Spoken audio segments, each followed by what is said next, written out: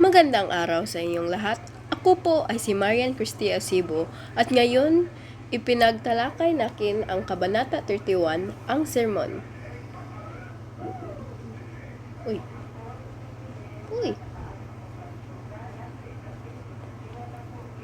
Bakit iyan ang pamagat? Tinatawag na ang sermon ang kabanata dahil ang sermon ng pare ang naging sentro ng pangyayari. Ipinakita rito kung paano ang sermon na dapat magbigay aral ay naging mahaba at hindi nauunawa ng mga tao. So, pinatawag ito ng sermon dahil ang chapter ay focus on the sermon given by Padre Damaso in the church, which shows the influence and authority of the friars over the people. So, iyon ang ibig sabihin ng pamagat. Talasalitaan. Sermon. Pahayag o pangaral ng pare sa simbahan. Kapistahan. Pagdiriwang pare sa isang patron o santo. Latin. Wikang ginagamit noon sa mga serbisyong panrelihiyon. Pangaral. Payo o aral na ibinigay ng pare.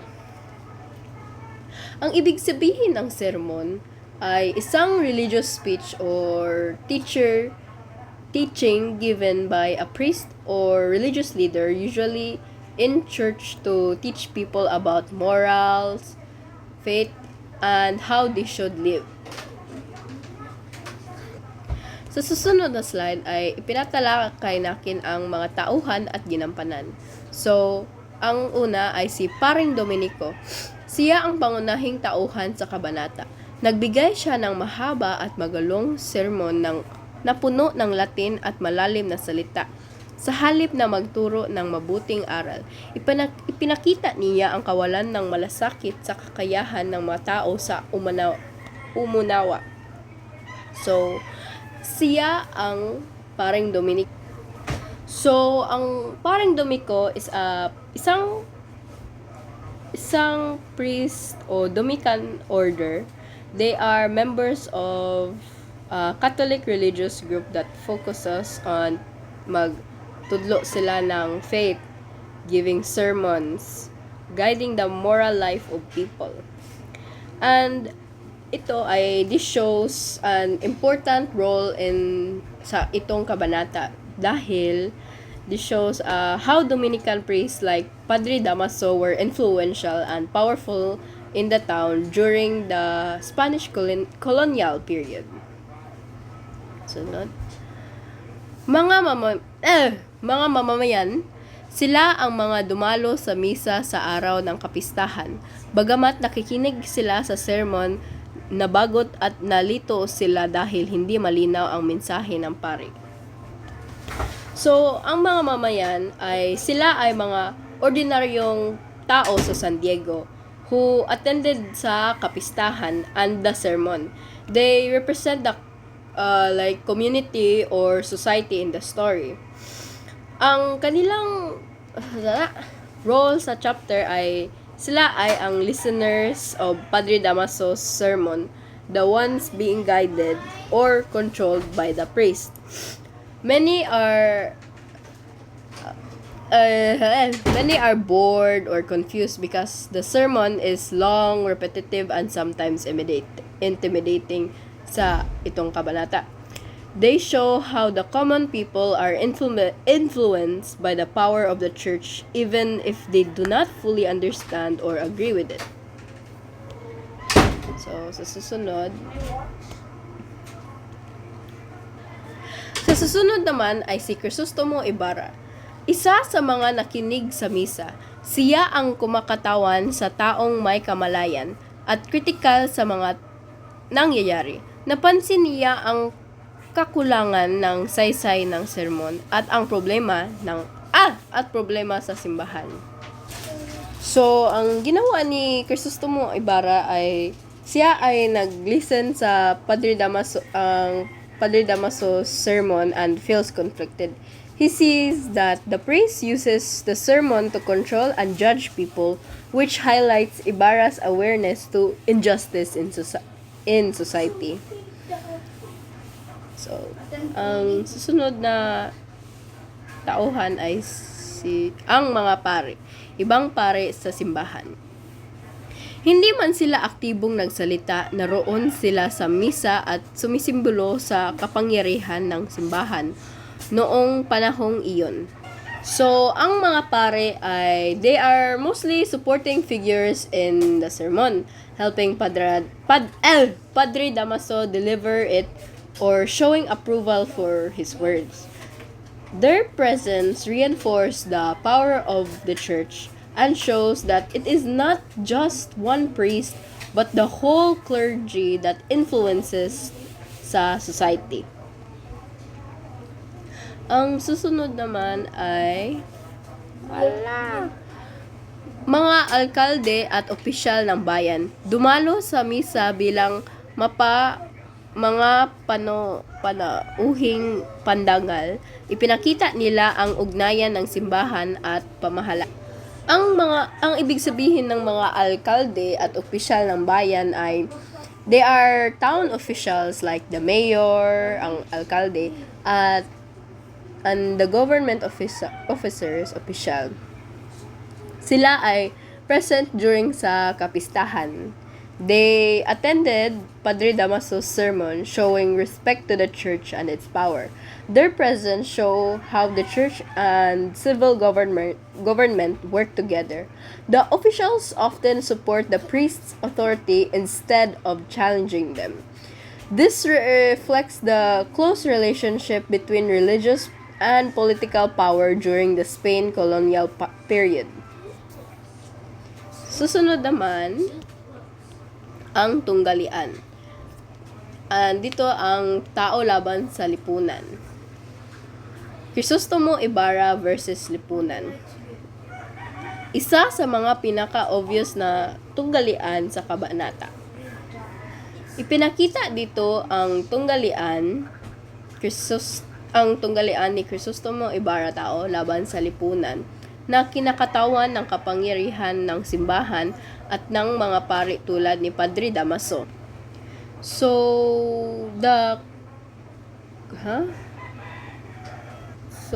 sa kaninga part, tao laban sa lipunan conflict is shown through Crisostomo Ibarra and the society influenced by the church in this chapter. Ang itong kabanata. The society is represented by the power of the friars, especially Padre Damaso, during the sermon. The church speaks in a way that criticizes and judges people instead of understanding their situation. This shows how individual can be judged or oppressed by society and those in power. Ang susunod naman na tunggalian ay tao laban sa tao. Padre Damaso laban sa mga mamayan ng San Diego. Ipinakita dito ang tunggalian ni Padre Damaso laban sa mga mamayan ng San Diego. Sa kanyang sermon, madalas niyang pinupuna at hinuhusgahan ang mga tao sa halip na unawin ang kanilang kalagayan. Ginamit niya ang kanyang kapangyarihan bilang pari upang ipakita ang kanyang otoridad sa kanila. So, itong tunggalian ay ipinakita ang man versus man conflict. It is seen through Padre Damaso and the people or ang mamayan of San Diego during the sermon. Padre Damaso criticizes and judges the townspeople, showing a conflict between him and sa komunidad. Ang susunod na tunggalian ay tao laban sa sarili. Crisostomo Ibarra laban sa sarili. Bagaman hindi halata si Crisostomo Ibarra ay nakakaranas ng eternal struggle habang nakikinig sa sermon. Alam niyang mali ang nangyayari sa simbahan, ngunit limitado ang kanyang magagawa sa panahong iyon. Sorry. Tao laban sa sarili conflict shown through Crisostomo Ibarra because he eternally struggles between what he believes is right and what he is able to do at the moment. So, nagkaka-struggle siya.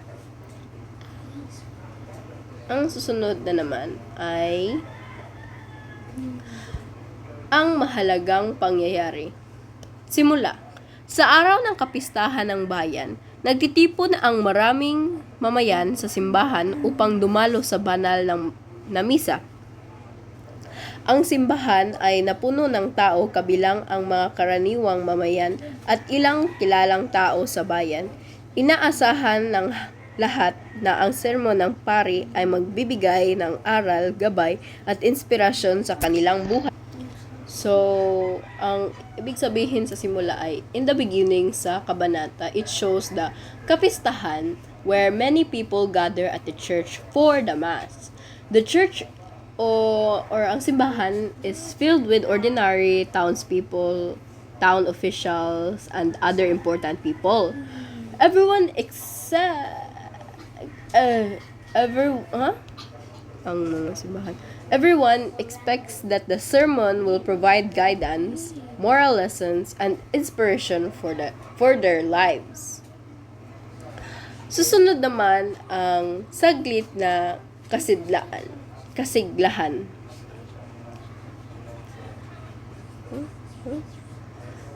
Lo.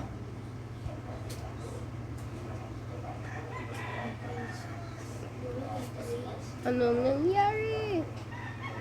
Nagsimula ang pare sa kanyang sermon na may kasigasingan at lakas ng loob. Gumamit siya ng mahahabang pangungusap at wikang Latin na karaniwan sa mga seremonyang panrelihiyon noong panahon na iyon. Habang tumatagal ang sermon, napansin ng mga tao na mahirap itong unawain at tila walang malinaw na mensahe para sa kanila. So, ang part na ito ay si Padre Damaso begins his sermon with energy and confidence, showing his authority as a priest. He uses long sentences and Latin, which was common in religious ceremonies at that time. However, as the sermon continues, the townspeople realizes that it is difficult to understand and seems to lack a clear message for them. This shows that although the priest speaks boldly, his words do not really help or guide the people, highlighting the gap between the authority of the church and the needs of the community.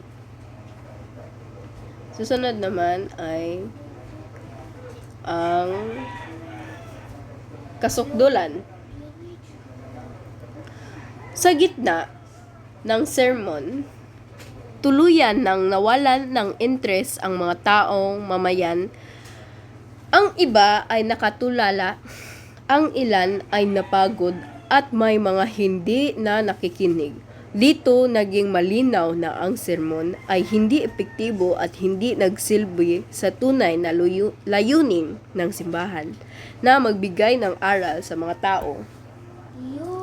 In the climax sa kabanata na ito, the townspeople completely lose interest in Padre Damaso's sermon. Some stare blankly, others kay napagod o tired, and many stop listening altogether. This shows that the sermon is ineffective and fails to achieve its true purpose of guiding or teaching the people. It highlights the gap between the church's authority and its actual ability to inspire or educate the community, showing that sometimes power alone is not enough to gain a respect or understanding. Sorry. Ang wakas. Ang wakas. Natapos ang misa ng walang malinaw na aral na naiparating sa mga nakinig. Umalis ang mga mamamayan sa simbahan na dala ang pagkalito at pagkadismaya. Sa halip na spiritual na inspirasyon, iniwan sila ng sermon ng tanong at panghihinayang na nagpapakita sa suliranin sa simbahan noong panahon ni Rizal. At the end of the chapter, the Mass finishes without a clear lesson or guidance reaching sa mga tao. The townspeople leave the church feeling confused and disappointed. Instead of feeling spiritually inspired, they are left with questions and regret, which shows the problem and ineffectiveness of the church during Rizal's time. This ending emphasizes that the sermon failed to fulfill its true purpose, highlighting the gap between the church's authority and its responsibility to guide the community.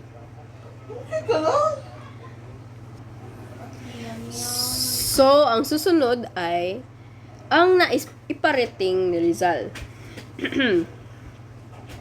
Sa kabanatang ang sermon, ipinakita ni Jose Rizal ang kakulangan ng ilang pare sa tunay na malasakit sa mamayan.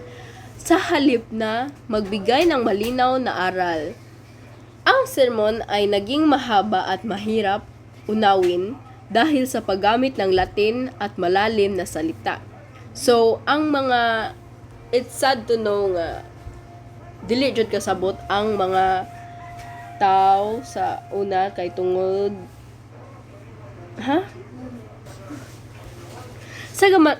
sa kabanatang ang sermon, ipinakita ni Jose Rizal ang kakulangan ng ilang pare sa tunay na malasakit sa mamayan.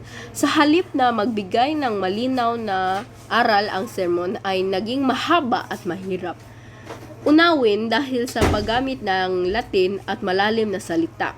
Ipinakita nito ang agwat sa pagitan ng simbahan at ng karaniwang tao na iparating ni Rizal na ang relihiyon ay dapat magturo ng malinaw at magsilbi sa tao, hindi gamitin upang ipinakita ang kapangyarihan o kaalaman ng iilan. So, in conclusion kay Jose Rizal, it shows the lack of true concern of some priest for the people.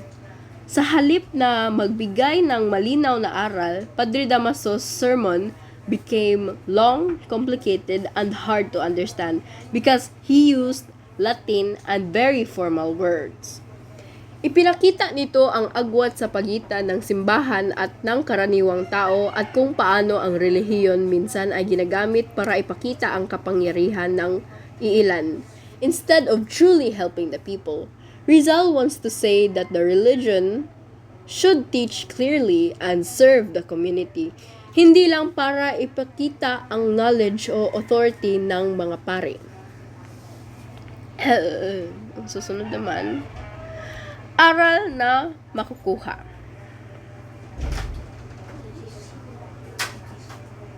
So, ipinakita ng kabanata na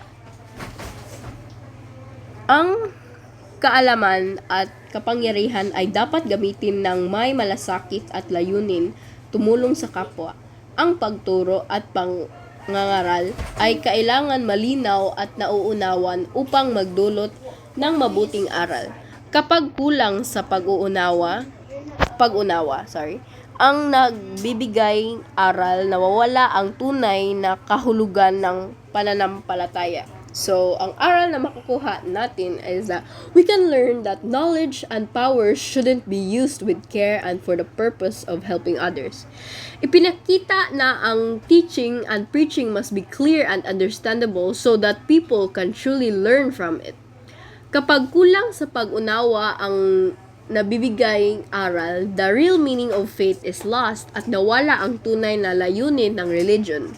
Helping and guiding the people, hindi lang pagpapakita ng authority o knowledge ng iilan. Okay, susunod. Seat work. Panoto. Sagutin ang bawat tanong ng kumpleto at malinaw 2 to 3 pangungusap bawat sagot. Good for 10 points. Bakit hindi epektibo ang sermon ng pare? Number one, bakit hindi naging epektibo ang sermon ng pare? Number 2, Ano ang ipinakita ng kabanata tungkol sa simbahan noong panahon ni Rizal? Number 3, paano ipinakita ni Rizal ang agwat sa pagitan ng pari at ng mga tao sa kabanata? Number 4, ang aral na makukuha mula sa kabanata. Sa iyong palagay, may ganitong sitwasyon pa rin ba sa kasalukuyan? Ipaliwanag. Okay, so ang answer key ay number 1. Hindi naging ang answer ko ito. Number 1, hindi naging epektibo ang sermon ng pare dahil ito ay mahaba, mahirap intindihin at gumagamit ng Latin at malalim na salita. Ang mga tao ay nawalan ng interes at hindi naunawaan ang mensahe. Sa halip na magbigay ng malinaw na aral, nagdulot lamang ito ng pagkalito at pagkadismaya. Number 2, answer key. Ipinakita ng kabanata na ang simbahan noong panahon ni Rizal ay may malaking kapangyarihan at impluwensya sa lipunan. Ngunit hindi lahat ng pare ay tunay na magmamalasakit sa karaniwang tao. Madalas ginagamit nila ang kanilang otoridad para kontrolin o husgahan ang mga tao sa halip na tulungan. Number 3, answer key. Ipinakita ni Rizal ang agwat sa pamamagitan ng sermon ni Padre Damaso kung saan ang mga mamayan ay nahihirapang intindihin ang aral. Habang ang pare ay nagsasalita ng may confidence at authority, ang mga tao ay nalilito, napapagod at nawalan ng interes, na nagpapakita ng pagkakaiba ng kanilang karanasan at kaalaman. Number 4, answer key. Ang aral ng kabanata ay ang kaalaman at kapangyarihan ay dapat gamitin para makatulong sa kapwa. Hindi para ipakita lamang ang sariling otoridad. Ang pagtuturo at pangangaral ay kailangang malinaw at nauunawan upang magdulot ng mabuting aral. Kapag kulang sa pag-unawa, nawala ang tunay sa kahulugan ng pananampalataya. Number 5. Oo. Ito ay subjective, pero may mga this is a subjective one, but this is my opinion of answer. And may mga pagkakataon pa rin na ang otoridad, leader o guro ay ginagamit ang kanilang posisyon para ipakita ang kapangyarihan kaysa tunay na magturo o maglingkod. Sa halip na gabayan ang mga tao ng maayos, minsan ay nagiging mahirap intindihin o nakakalito ang mga sinasabi nila, kaya nawawala ang tunay na layunin ng pagturo o pamumuno. So, iyan lang lahat at maraming salamat sa pagkikinig po.